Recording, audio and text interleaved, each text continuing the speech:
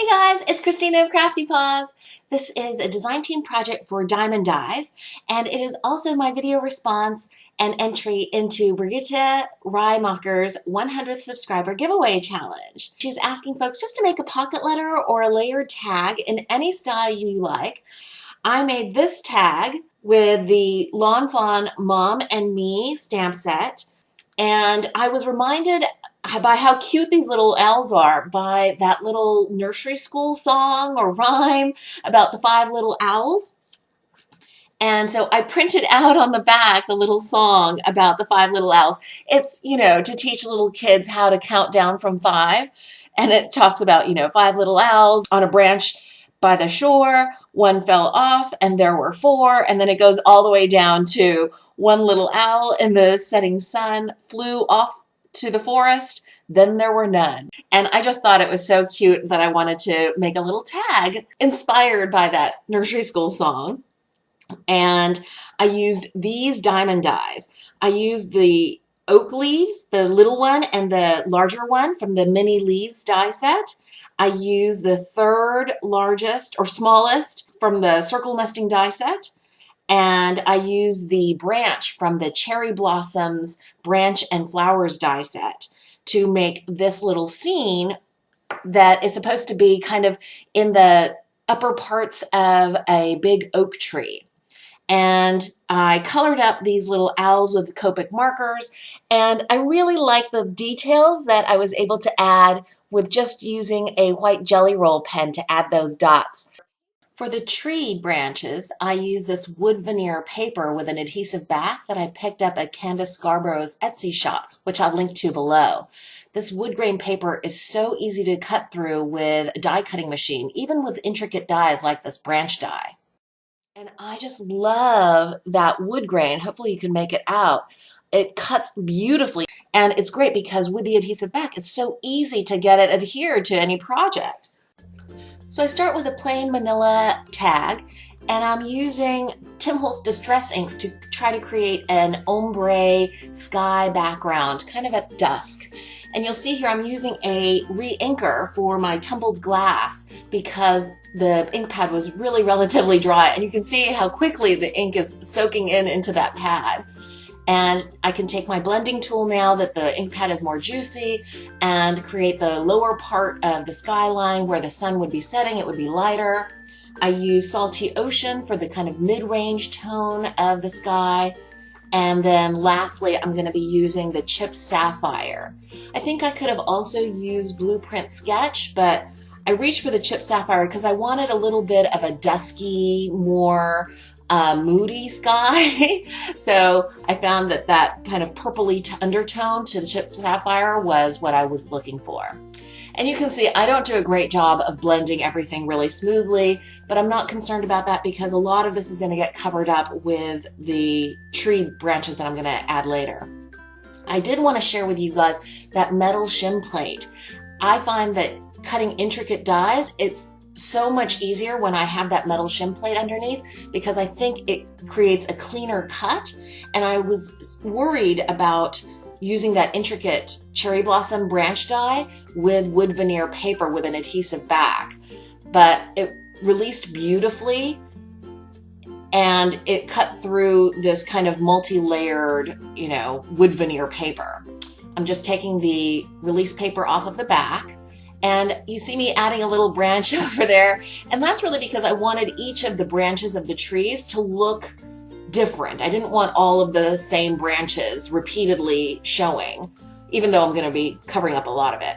And I just used my EK powder tool there. That is something that I use for embossing, but I also use it to eliminate the stickiness on the backs of stickers when I have things hanging off of cards or tags like this. And again, you can see that I'm putting the branches at an angle there because I want it to look like, a tree where the lower branches are broader or wider out and the upper branches are more up toward the, center of the tree trunk. So you can see me trying to, figure out where I wanted the various branches. And it's great. This wood grain paper is really forgiving. So, you can add little branches like this and you can't tell at all that they were pieced together. And on the left side of the tag, I'm cutting all of the overhang off with just a plain pair of scissors. And it cuts through the wood veneer paper really easily. Now I'm taking some handmade paper and I'm inking it with two other colors of distress ink, Evergreen Bough and Pine Needles. I'm using Evergreen Bough, the lighter green, over the lighter green, textured handmade paper. And I'm using the Pine Needles, the darker green, over the darker green paper. And I did that intentionally. I'm running it through in strips like this because I want the lighter green paper to be for the smaller leaves, because I feel like they would be potentially a lighter color because they're younger, more delicate. And the bigger leaves I'm running through with the darker green paper. And because the handmade paper has this great texture, I don't need to do anything else really to it. And I'm using art glitter glue at this point and putting glue on each and every leaf right by the stem. And I'm attaching them so that the little leaves are more toward the end of each branch and the bigger leaves are more toward the, inner part of the tree. And because the branches are at different lengths, you still get a wonderful mix of small leaves and larger leaves throughout the whole tree. And I like the color variation, the texture that it adds. And because I'm putting the leaves at different angles, it doesn't look like it's the same leaf over and over. And here you see me, it's just taking forever.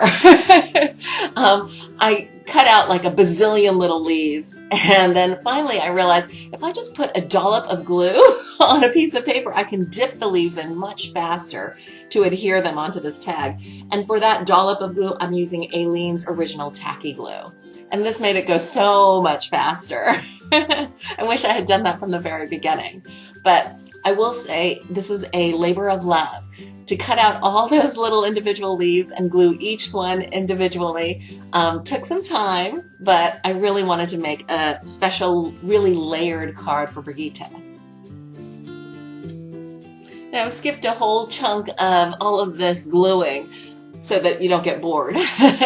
But at this point, I feel like the tree is really well filled in, and now it's time to add these adorable little owls. And if you're interested in the Copic colors I use, please go check out my blog, which I'll link to in the description box below. Aren't they adorable? And I'm just gluing these on again with my art glitter glue. I love that glue with the fine nozzle tip because it dries clear. So even if I smush a little glue out of the edges, it all disappears.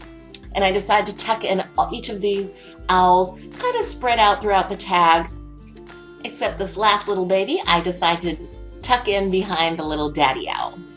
And that is the nursery rhyme song that I printed out on my computer, and I just wanted Brigitta to have that, so I am Mod Podging that onto the back of the tag. I have inked the edges with more Salty Ocean so that it doesn't show any of the manila kind of edges of the tag. I used Studio G Alpha stamps to stamp out 5 little owls, which is the name of the little nursery rhyme song. And I've inked the edges of those little words also with Salty Ocean. For the crescent moon, I used the Diamond Dies circle nesting die set, the 3rd smallest, and I cut out a circle and then I shifted that die over, and by doing that, I run it through the machine again, and then it creates that little crescent moon. And I just used a shimmery scrap of golden cardstock that I had in my scrap box, and I'm tucking it in behind the leaves right there so that it looks like it's off in the distance. For the tag topper, I reached into my little snippets bag of remnant laces and ribbons, and I'm just layering little strips of a pale green grosgrain ribbon and some blue lace, and I'm pushing it through the hole at the top of the tag, and I'm going to cinch the top of it also with more of that delicate blue lace, which I think is so pretty, that color combination with the green grosgrain. And I'm just tying a bow at the top there, and I love the way it kind of cinches and makes the grosgrain ribbon, the wider one, kind of pucker, and I just think it has a nice fulsome look that way. And that's my completed tag. I hope you enjoyed this process video. If you did, please give it a thumbs up. Here's a little close-up of the entire tag. I hope you guys are having a wonderful crafty day. Thanks for watching. I hope you enjoyed the attached process video.